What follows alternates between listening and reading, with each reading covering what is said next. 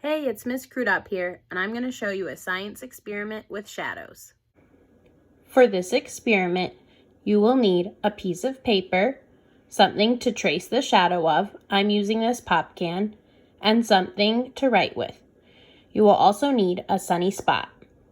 For this experiment, I'm going to go outside at 2 different times, 2 hours apart. I've chosen to go outside at 11 a.m. and 1 p.m. Before you go outside, you'll want to make sure to trace a circle around the object you are going to find the shadow of, so you make sure to put it in the same spot every time.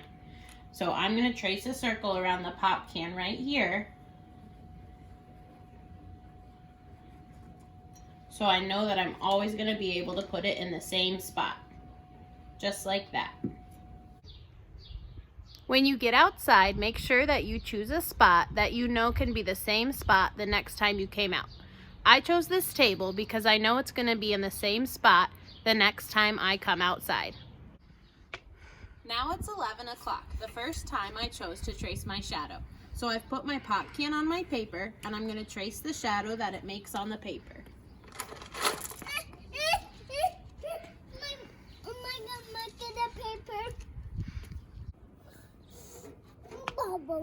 I'm going to label this shadow as 11 a.m. because that's the time that I took the shadow.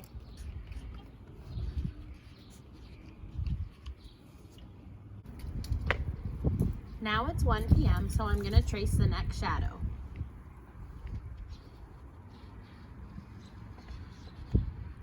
I'm going to label this shadow as 1 p.m. so I remember what time I traced it.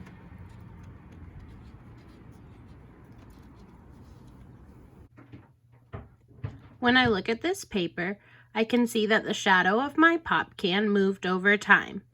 I wonder what caused that to happen.